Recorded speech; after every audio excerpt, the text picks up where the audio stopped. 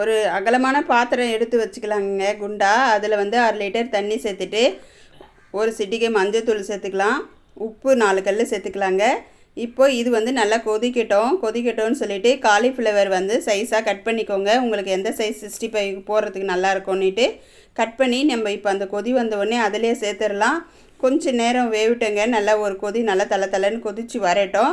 ஒரு அரை வேக்காடு போட்டால் போதுங்க, ரொம்ப நேரம் வேக விடணும்னு அவசியம் கிடையாது. ஒரு பாத்திரம் வச்சுட்டு அரிசி மாவு 1 ஸ்பூனு, கடலை மாவு 1 ஸ்பூனு,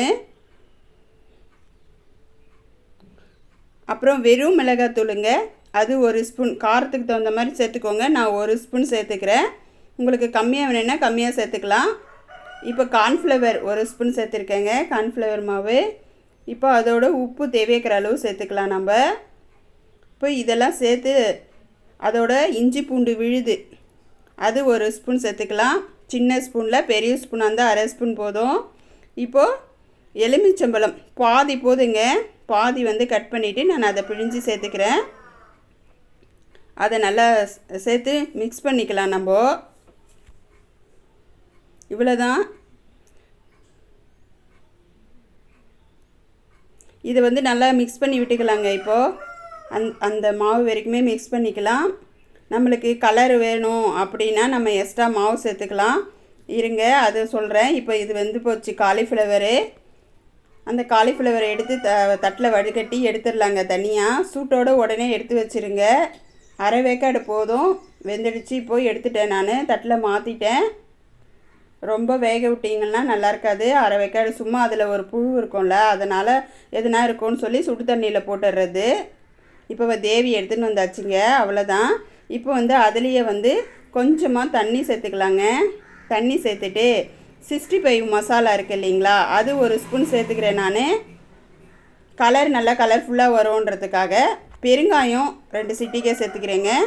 எண்ணெயில் பொரிக்கிறதுனால நல்லா ஜீரண சக்தியாகும், அதனால் பெருங்காயம் சேர்த்துக்கிட்டேன். இப்போ இதெல்லாம் சேர்த்து நல்லா மிக்ஸ் பண்ணிக்கோங்க. ஓரளவுக்கு திட்டமாக தண்ணி கொஞ்சம் சேர்த்து மிக்ஸ் பண்ணிவிட்டு நம்ம அந்த காலிஃப்ளவரை அதிலேயே சேர்த்துக்கலாங்க. இப்போது அதிலே சேர்த்து அதையும் நல்லா மிக்ஸ் பண்ணிக்கோங்க. தண்ணி மட்டும் தேவையான அளவு திட்டமாக ஊற்றிக்கோங்க. ஒரேடியாக தண்ணியாக ஊற்றிட்டிங்கன்னா எண்ணெய் நிறைய குடிக்கும். அதனால் தண்ணி திட்டமாக ஊற்றி இது போல் மிக்ஸ் பண்ணி வச்சிடலாங்க. ஒரு மணி நேரம் ஊறி வரட்டும். நம்மளுக்கு அப்போ தான் நல்ல டேஸ்ட்டாக கொடுக்கும். அதில் இந்த காரம் மசாலாலாம் இறங்கி அது டேஸ்ட்டாக இருக்குன்றதுனால 1 மணி நேரம் ஊற வச்சிடணுங்க. காலையிலனா ரெடி பண்ணி வச்சுட்டு அப்புறமேட் பண்ணிக்கலாம். இப்போ வந்து நம்ம 1 மணி நேரம் ஆயிடுச்சு. இப்போ வந்து நான் ஒரு கடாய் வச்சுட்டு அதை பொரிக்கிறதுக்கு எவ்வளோ தேவையோ எண்ணெய் சேர்த்துருக்கேங்க. பாருங்கள், போட்டு பார்க்கலாம் எண்ணெய் சூடு ஏறிச்சா அப்படின்னு. நல்லா பொரிஞ்சு வந்துச்சுன்னா எண்ணெய் சூடு ஏறிச்சுன்னு அர்த்தம். ஒன்று ஒன்றா எடுத்து தனித்தனியாகவே போட்டுக்கோங்க. மொத்தமாக எடுத்து போட்டிங்கன்னா ஒன்றோட ஒன்று ஒட்டிக்கும். இது போல் நான் தனித்தனியாக ஸ்பூனில் வச்சு ஒன்று ஒன்றா எடுத்து சேர்த்துக்கிறேன். நான் குட்டி குட்டியாக தான் பண்ணியிருந்தேன் காலிஃப்ளவரை. நீங்கள் கொஞ்சம் பெரிய சைஸாக வேணும் அப்படின்னா கூட பெரிய சைஸாக கட் பண்ணி இது போல் போட்டுக்கலாங்க. தனித்தனியாக போட்டு எடுத்துக்கோங்க. அப்போ நம்மளுக்கு எடுக்கும்போது உதிரியாக வரும். எல்லாமே நான் இதே போல் எங்கே எண்ணெய் இருக்குதோ அங்கெல்லாம் ஓரமெல்லாம் அங்கங்கே சேர்த்துக்கிறேங்க. சேர்த்து நல்லா பொரிஞ்சு வரட்டும் அப்படின்னு சொல்லிவிட்டு கொஞ்சம் நேரம் வெயிட் பண்ணணும். கேப் இருக்கிற பக்கம் சுற்றியும் போட்டுக்கலாம். இது கொஞ்சம் அகலமாக இருக்கிற கடாய் வச்சுருக்கேன், அதனால தான் நல்லா பரவலாக இருக்குது. பாருங்கள், இது போல் தனியாக நல்லா செவந்து வந்த உடனே நம்ம எடுத்துடலாங்க. எடுத்து மாற்றிடலாம் தட்டில். எப்பயுமே கொஞ்சம் அகலமாக இருக்கிற மாதிரி கடாய் இருந்தால் நல்லா இருக்கும். குறுகலாக இருந்தால் எல்லாம் ஒன்றோட ஒன்று ஒட்டிக்கும். அதனால் இதுக்கு அகலமாக இருக்கிற மாதிரி பார்த்து சேர்த்துக்கோங்க கடாயி. இப்போ எல்லாமே இது போல் பொரிச்சு எடுத்துக்க வேண்டியது தாங்க. நம்ம ரெடி பண்ணி வச்சது எல்லாமே